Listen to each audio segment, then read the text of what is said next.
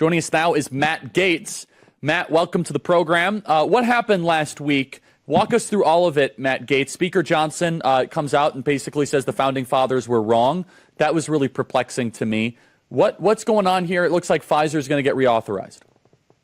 It was especially perplexing to me because I spent 7 years sitting next to Mike Johnson in the House Judiciary Committee, where he often made the critiques of FISA more eloquently and effectively than I ever did. But we saw the 287,000 violations of FISA. We saw the fact that they were breaking the law 38 times an hour. And not to go after terrorists in foreign caves in Central Asia, FBI agents were looking up their ex-lovers. They were looking up their neighbors. They were looking up sources and investigations they were doing. And so they were really breaking that wall that exists between counterintelligence information and criminal information. And of course, the most famous victim of FISA abuse is President Donald Trump. Where we started last week was the Senate and the House leadership wanted a 5-year reauthorization of FISA, and they were opposing a requirement for a warrant when there would be queries or collections on U.S. citizens. They opposed a warrant requirement. Andy Biggs thought we would have the votes to pass it. He was working hard on it. He was really the leader on that amendment.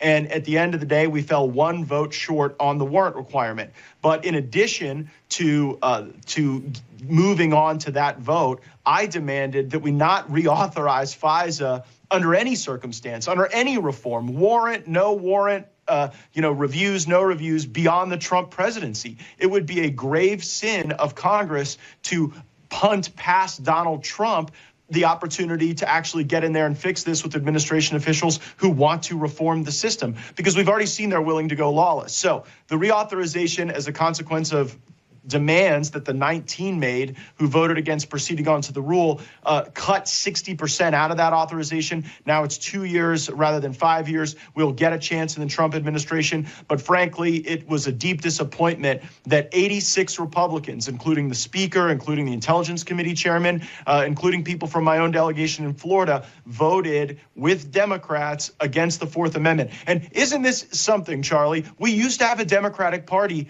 that was anti-war and pro-civil liberties, pro the Fourth Amendment. Last week, you saw the Democrats, with their majority, pass kill the warrant requirement. And this week, it will probably be the Democrats that provide the most votes for these foreign aid bills that I think cut against America's core interests.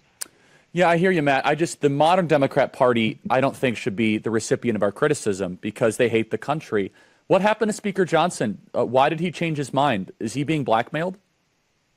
I don't have any evidence to believe that. When I spoke to the Speaker, I said, look, Mike, you and I were in these wars together. If you went and became Speaker and encountered some information that radically transformed your views on this, you have an obligation to show me what that is and try to convince me I was your brother in arms. And everything I've seen from the people on the Intelligence Committee to try to justify this only makes me want to fight for the reforms harder. I mean, Mike Turner basically fabricated an international incident in order to block our efforts to get FISA reforms weeks ago. And now I think you had folks unnecessarily frightened into voting against the Constitution, which is a very dangerous place for our country to be. So yeah, I spoke to people in leadership, including, I didn't speak, I texted with the Speaker. He said, if you knew what I knew, you would vote for this. Innocent Americans will die if you don't have to get a warrant. And then he said that many members who voted against this didn't go to the SCIF. Did you go to the SCIF, Matt? What is being shared in these meetings? Why can't they share it with the American people? Why do we have to resort to secret society shadow tactics? I have been in SCIFs for the last 7 years getting these intelligence briefings. And by the way, I not only get them as a member of the Judiciary Committee, I'm also on the Armed Services Committee. So I'm on the cyber subcommittee where I get the offensive and defensive briefings every single quarter about what's going on in the world, and specifically some of the intelligence that we're getting off of 702. And there's nothing here that would have put the country in danger by administering a warrant requirement, because you and I both know there's a a duty judge on 24/7. If you've got probable cause, you're going to be able to get an affidavit on that probable cause and to be able to proceed immediately. And again, this isn't foreigners in faraway land. This is if you want to do searches and queries on Americans. Just imagine a circumstance in which you're trying to get customer service through a call center, and they route you to some foreign place, and there happens to be some guy who also works at the call center who's got a cousin who wandered by a jihadist meeting. Now, all of a sudden, are you going to be open to some expansive collection? I'm also very worried about the way that FISA was expanded to access Wi-Fi. I do not believe if you're on public Wi-Fi at a McDonald's or a public library, you should have a different envelope of Fourth Amendment protections than if you're walking down a public street. And when you start bifurcating the Fourth Amendment, you erode our liberties. The Democrats used to believe in that. Now, again, I will say, you want to be critical of Republicans, but a majority of Republicans voted for the Fourth Amendment requirements. It was a majority of Democrats who voted against them. No, I understand that, but I expect every Republican to actually honor the Constitution. Any Democrat that happens to mistakenly stumble into the Constitution, fine, sure, welcome aboard. So is that it then, Matt? The FBI has super governmental powers, and we have to hope for Trump to do this in the future? There's a reconsideration vote based on a motion made by Anna Paulina Luna. So I guess if people have been feeling the heat in their districts over the last few days, you could see it. But I think that's an improbable outcome. But there is a motion to reconsider. And then what will the Senate do? Will the Senate accept the House bill and pass it with the 50-plus reforms that, again, I believe are insufficient, but are at least something? Or will the Senate try to send back a 5-year reauthorization that strips President Trump of his ability to really work on this? They were never really too excited about a 2-year reauthorization. They wanted 5 years. So it remains to be seen how the Senate will react. So a few more tectonic plates to shift, but all signs point to FISA being reauthorized in a way that doesn't include a warrant and for a shorter period of time than they wanted. But certainly we would have wished we could have had 2 or 3 more votes to get that warrant requirement on the bill.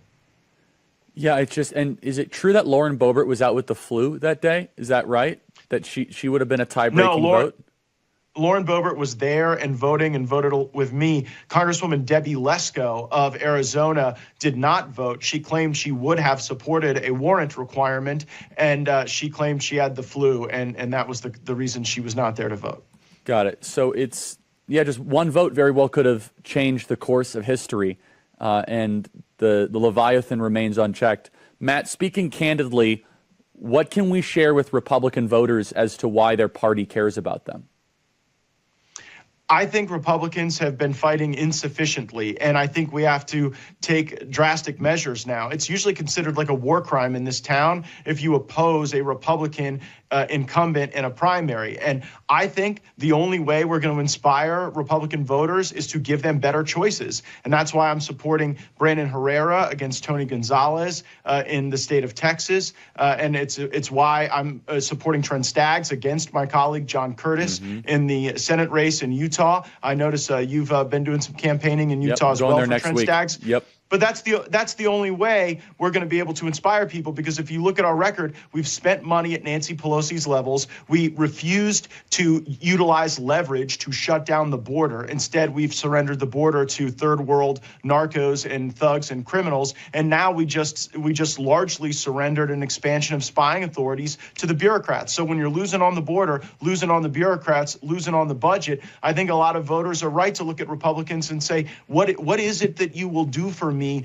in the face of an unprecedented onslaught by people in power on the left who wield that power excessively? I mean, look, as we're talking right now, you've seen a coordinated federal system to try to ensnare Donald Trump in lawfare to limit the reaches of his presidential campaign. And I think that knowing the fight we are in is so important. And we are right now in the heat of the primary cycle. Look, the establishment tried to take out Brandon Gill in Texas, and we got him through that primary as a consequence of the terrific campaign he ran. So all around the country, we got to get better candidates. And frankly, it means taking on more incumbents. It's uncomfortable to address it that way, but you have to change the people. You've been voting great, Matt. I speak for our audience. I see no difference between Republicans and Democrats in Congress most days.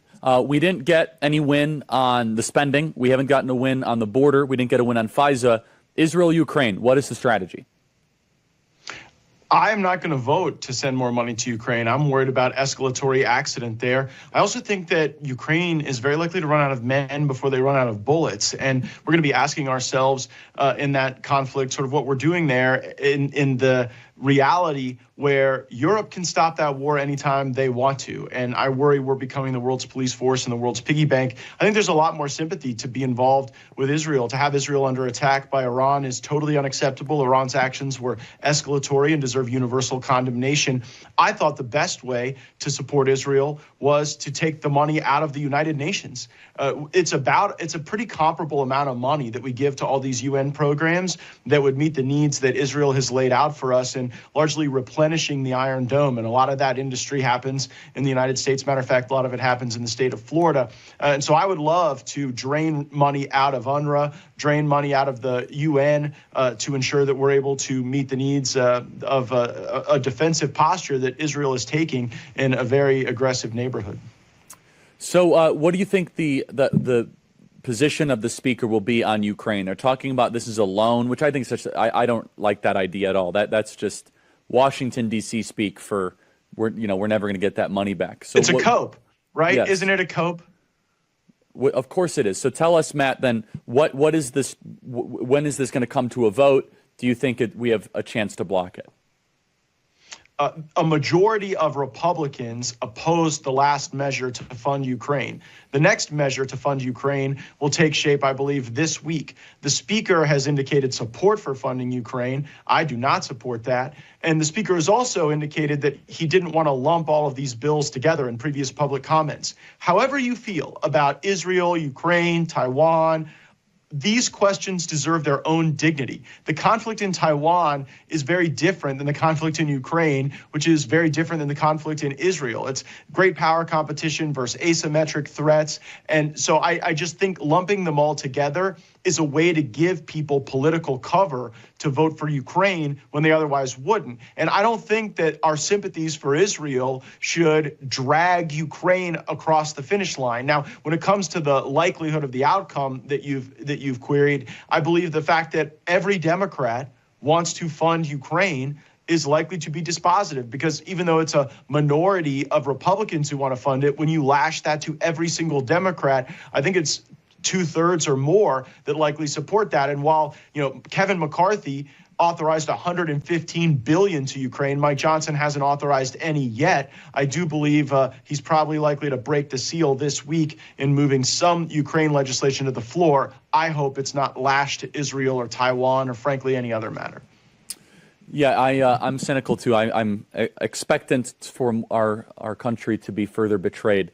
Well, why don't we have that kind of urgency on the border? I think that there is just sort of a willingness to surrender on the border among too many Washington Republicans.